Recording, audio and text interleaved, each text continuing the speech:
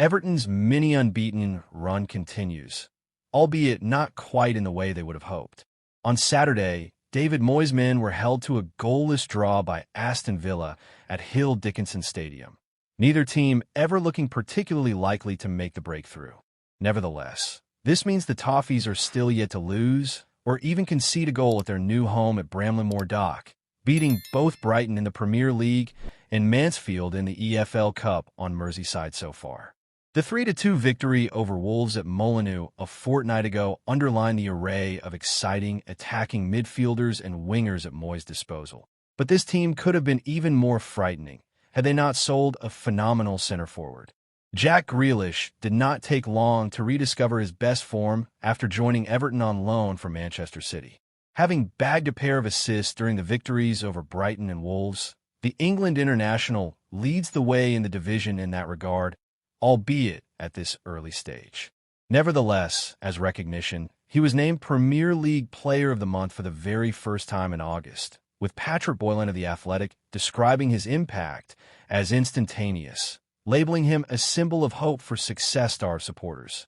However, he would be even more scintillating if he was able to feed top-quality strikers.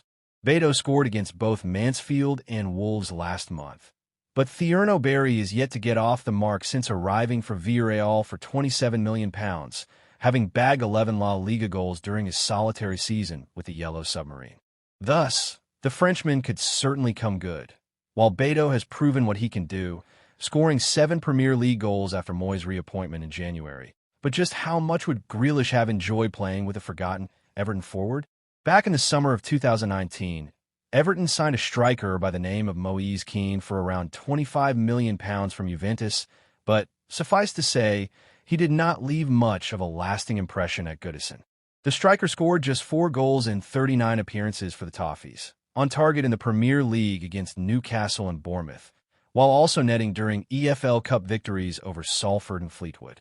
Thus, he spent the 2020-21 campaign on loan at Paris Saint-Germain, actually scoring 17 times for Les Rouges et Bleus, before returning to Everton the following August, fittingly marking his final game for the club by being sent off against Huddersfield.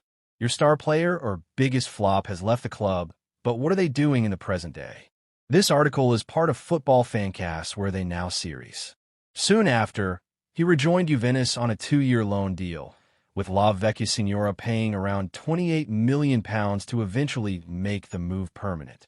Nevertheless, across 2 spells in Turin, Kean scored a mere 22 goals in 123 appearances for the Bianconeri, only really bursting to life after moving to Fiorentina for around £15.5 million last summer. During his debut campaign at Stadio Artemio Franchi, Kean scored 25 times across all competitions, 19 of which came in Serie A, making him the division's second highest scorer, behind only Capocannoniere winner Matteo Retegui. As a result, Inter legend Christian Vieri labeled his form phenomenal, reflected by the fact that Football Transfers believe his current market value to be around £48 million, by some distance the highest it has ever been, more than 3 times more than what Fiorentina paid to recruit him, and more than the £28 million the same source values Grealish at. The table below underlines Kean's exponential increase in terms of scoring output.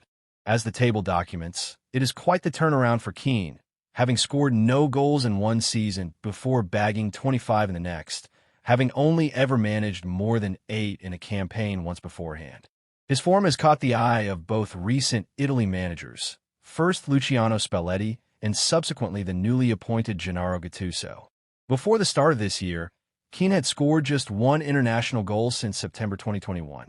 Now, though, he has bagged 5 in 2025 already, notching a brace against Germany in the Nations League quarterfinals at Westfalenstadion in March, before netting 3 times during the most recent break, scoring a towering header when Estonia visited Bergamo, before a brace during Monday's bonkers 5-4 victory over Israel at Nejrdi Stadion.